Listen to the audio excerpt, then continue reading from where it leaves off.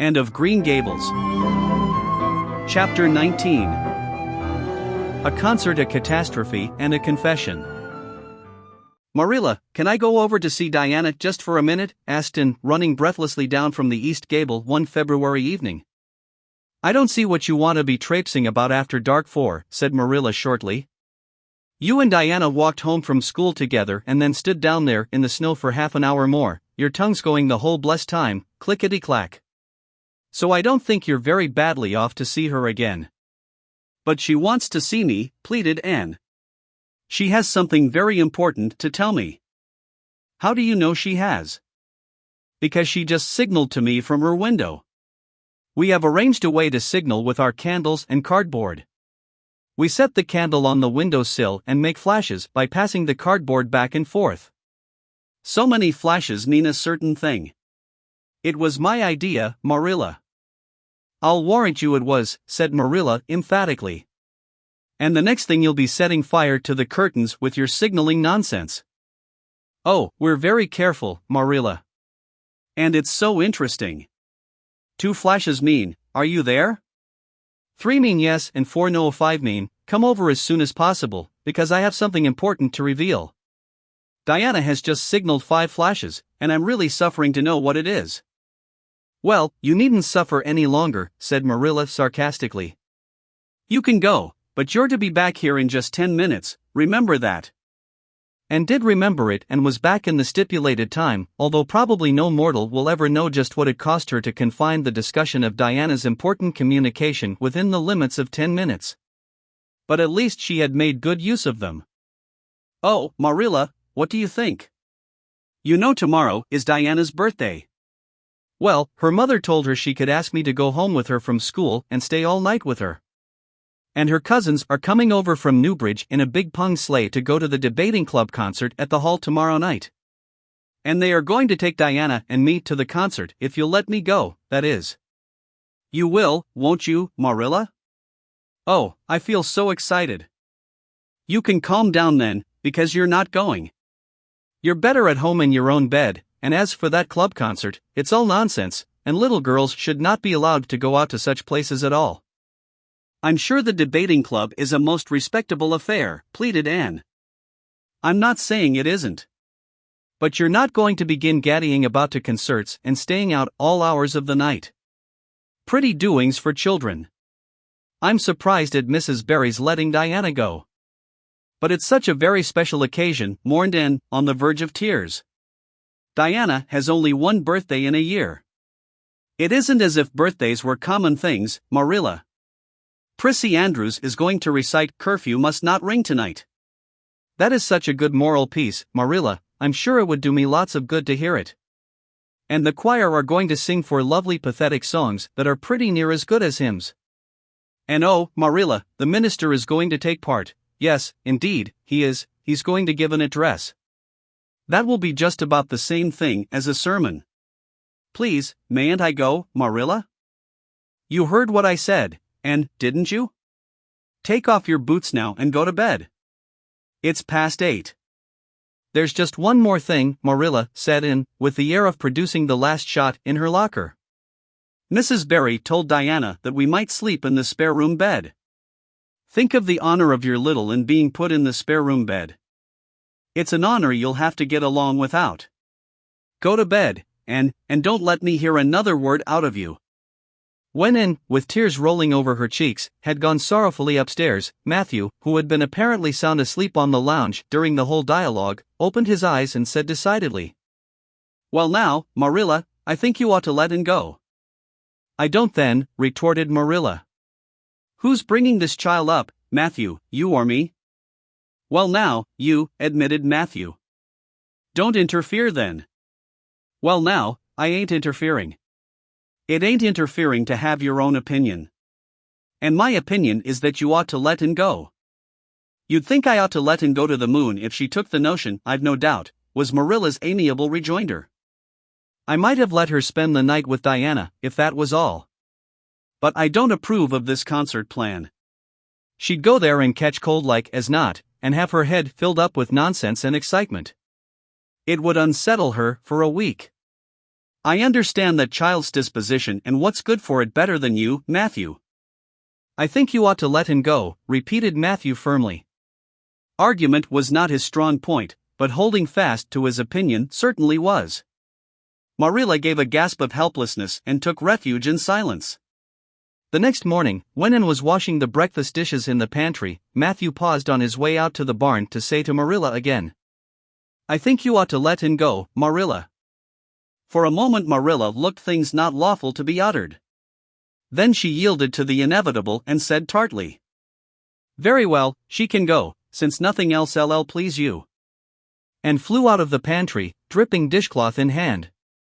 Oh, Marilla, Marilla, say those blessed words again. I guess once is enough to say them. This is Matthew's doings, and I wash my hands of it. If you catch pneumonia sleeping in a strange bed or coming out of that hot hall in the middle of the night, don't blame me, blame Matthew. And Shirley, you're dripping greasy water all over the floor. I never saw such a careless child. Oh, I know I'm a great trial to you, Marilla, said Anne repentantly. I make so many mistakes. But then just think of all the mistakes I don't make, although I might.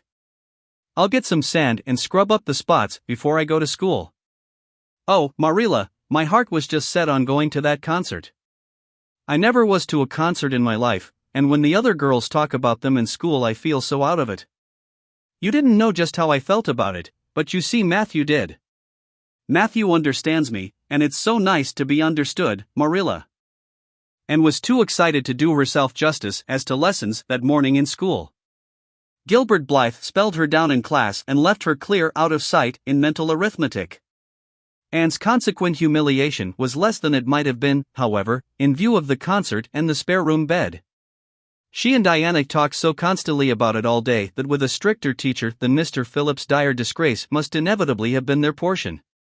And felt that she could not have borne it if she had not been going to the concert, for nothing else was discussed that day in school. The Avonlea Debating Club, which met fortnightly all winter, had had several smaller free entertainments, but this was to be a big affair, admission 10 cents, in aid of the library. The Avonlea young people had been practicing for weeks, and all the scholars were especially interested in it by reason of older brothers and sisters who were going to take part. Everybody in school over 9 years of age expected to go, except Carrie Sloane, whose father shared Marilla's opinions about small girls going out to night concerts. Carrie Sloane cried into her grammar all the afternoon and felt that life was not worth living. And the real excitement began with the dismissal of school and increased therefrom in crescendo until it reached to a crash of positive ecstasy in the concert itself. They had a perfectly elegant tea, and then came the delicious occupation of dressing in Diana's little room upstairs. Diana did Anne's front hair in the new pompadour style and Anne tied Diana's bows with the especial knack she possessed, and they experimented with at least half a dozen different ways of arranging their back hair. At last they were ready, cheeks scarlet and eyes glowing with excitement. True, Anne could not help a little pang when she contrasted her plain black tam and shapeless, tight-sleeved, homemade greycloth coat with Diana's jaunty fur cap and smart little jacket. But she remembered in time that she had an imagination and could use it. Then Diana's cousins, the Mays from Newbridge, came. They all crowded into the big pung sleigh, among straw and furry robes.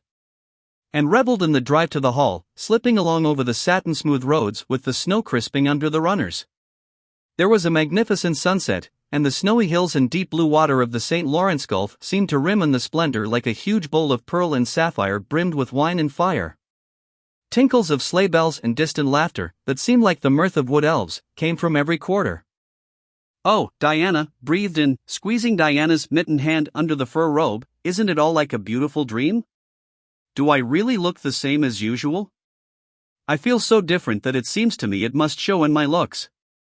You look awfully nice, said Diana, who having just received a compliment from one of her cousins, felt that she ought to pass it on. You've got the loveliest color. The program that night was a series of thrills for at least one listener in the audience, and, as Anne assured Diana, every succeeding thrill was thrillier than the last. When Prissy Andrews, attired in a new pink silk waist with a string of pearls about her smooth white throat and real carnations in her hair, rumor whispered that the master had sent all the way to town for her, climbed the slimy ladder, dark without one ray of light, and shivered in luxurious sympathy, when the choir sang far above the gentle daisies and gazed at the ceiling as if it were frescoed with angels, when Sam Sloane proceeded to explain and illustrate how Sakari set a hen and laughed until people sitting near her laughed too, more out of sympathy with her than with amusement at a selection that was rather threadbare even in Avonlea, and when Mr. Phillips gave Mark Antony's oration over the dead body of Caesar in the most heart-stirring tones, looking at Prissy Andrews at the end of every sentence, and felt that she could rise in mutiny on the spot if but one Roman citizen led the way. Only one number on the program failed to interest her. When Gilbert Blythe recited Bingen on the Rhine and picked up Rhoda Murray's library book and read it until he had finished, when she sat rigidly stiff and motionless while Diana clapped her hands until they tingled. It was 11 when they got home, sated with dissipation, but with the exceeding sweet pleasure of talking it all over still to come. Everybody seemed asleep and the house was dark and silent. Anne and Diana tiptoed into the parlor, a long narrow room out of which the spare room opened. It was pleasantly warm and dimly lighted by the embers of a fire in the grate. "Let's undress here," said Diana. "It's so nice and warm." "Hasn't it been a delightful time?" sighed Anne rapturously. "It must be splendid to get up and recite there." "Do you suppose we will ever be asked to do it, Diana?" "Yes, of course, someday. They're always wanting the big scholars to recite. Gilbert Blythe does often, and he's only 2 years older than us." "Oh, and how could you pretend not to listen to him? When he came to the line, 'There's another, not a sister,' he looked right down at you." "Diana," said Anne with dignity, "you are my bosom friend, but I cannot allow even you to speak to me of that person. Are you ready for bed? Let's run a race and see who'll get to the bed first." The suggestion appealed to Diana. The two little white-clad figures flew down the long room, through the spare room door, and bounded on the bed at the same moment. And then, something moved beneath them, there was a gasp and a cry, and somebody said in muffled accents, "Merciful goodness!" Anne and Diana were never able to tell just how they got off that bed and out of the room. They only knew that after one frantic rush they found themselves tiptoeing shiveringly upstairs. "Oh, who was it? What was it?" whispered Anne, her teeth chattering with cold and fright. "It was Aunt Josephine," said Diana, gasping with laughter. "Oh, Anne, it was Aunt Josephine, however she came to be there." "Oh, and I know she will be furious. It's dreadful, it's really dreadful, but did you ever know anything so funny, Anne?" "Who is your Aunt Josephine?" "She's father's aunt and she lives in Charlottetown. She's awfully old, 70 anyhow, and I don't believe she was ever a little girl. We were expecting her out for a visit, but not so soon.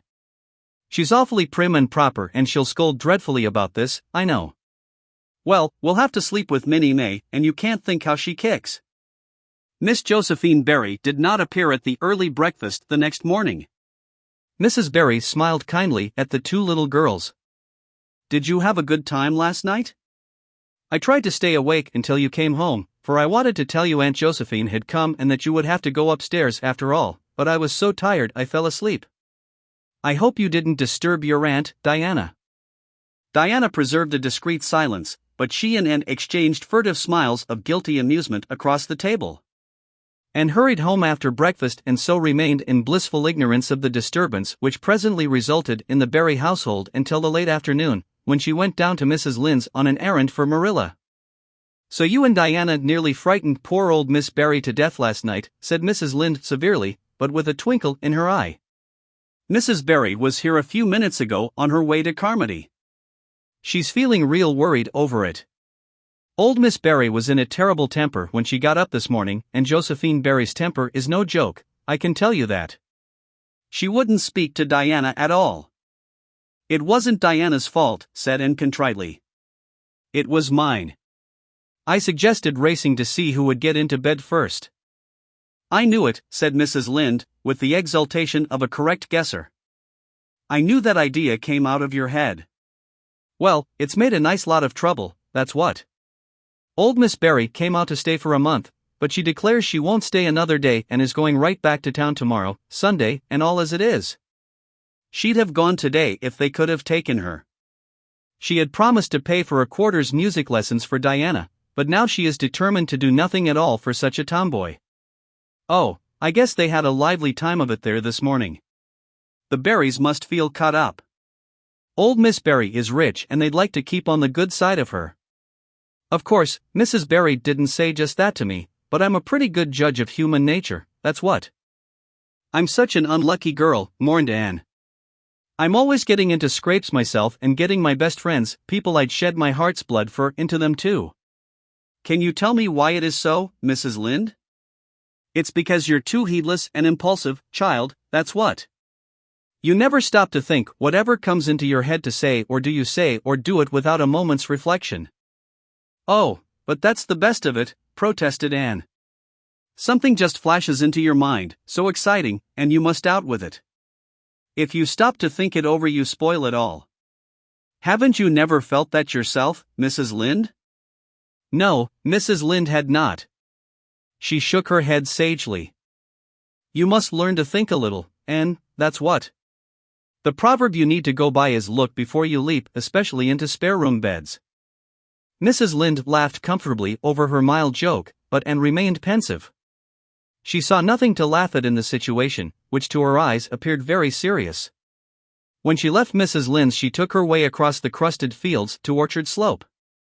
Diana met her at the kitchen door. Your Aunt Josephine was very cross about it, wasn't she? Whispered Anne. Yes, answered Diana, stifling a giggle with an apprehensive glance over her shoulder at the closed sitting-room door. She was fairly dancing with rage, Anne. Oh, how she scolded. She said I was the worst-behaved girl she ever saw and that my parents ought to be ashamed of the way they had brought me up. She says she won't stay and I'm sure I don't care. But father and mother do. Why didn't you tell them it was my fault? Demanded Anne. It's likely I'd do such a thing, isn't it? Said Diana with just scorn. I'm no telltale, and surely, and anyhow I was just as much to blame as you. Well, I'm going in to tell her myself, said Anne resolutely. Diana stared. And surely, you'd never. Why, she'll eat you alive. Don't frighten me any more than I am frightened, implored Anne. I'd rather walk up to a cannon's mouth. But I've got to do it, Diana. It was my fault and I've got to confess. I've had practice in confessing, fortunately. Well, she's in the room, said Diana.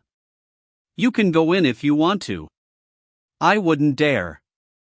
And I don't believe you'll do a bit of good. With this encouragement Anne bearded the lion in its den, that is to say, walked resolutely up to the sitting-room door and knocked faintly. A sharp come-in followed. Miss Josephine Barry, thin, prim, and rigid, was knitting fiercely by the fire, her wrath quite unappeased and her eyes snapping through her gold-rimmed glasses.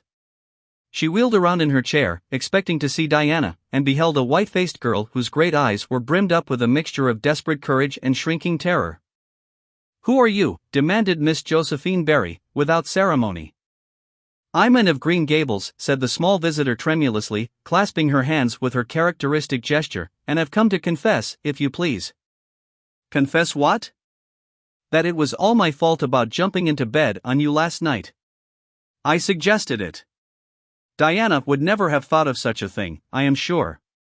Diana is a very ladylike girl, Miss Barry. So you must see how unjust it is to blame her. Oh, I must, hey? I rather think Diana did her share of the jumping at least. Such carryings on in a respectable house. But we were only in fun, persisted Anne. I think you ought to forgive us, Miss Barry, now that we've apologized.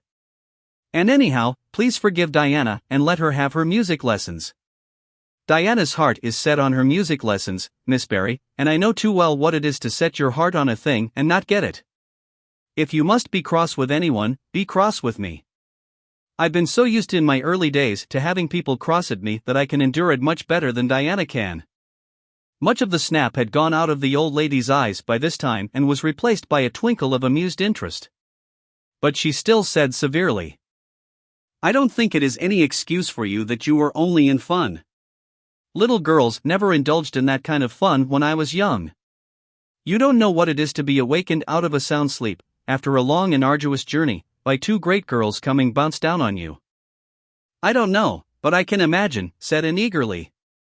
I'm sure it must have been very disturbing. But then, there is our side of it too.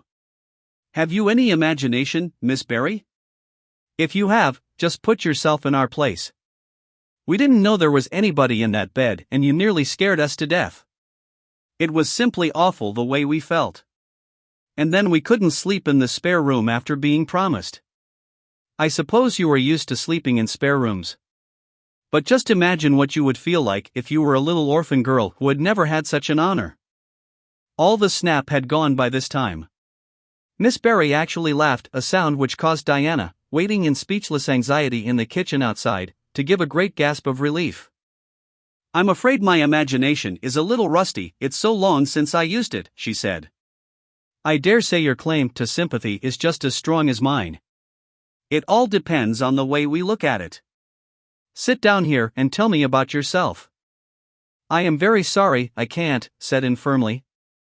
I would like to, because you seem like an interesting lady, and you might even be a kindred spirit, although you don't look very much like it.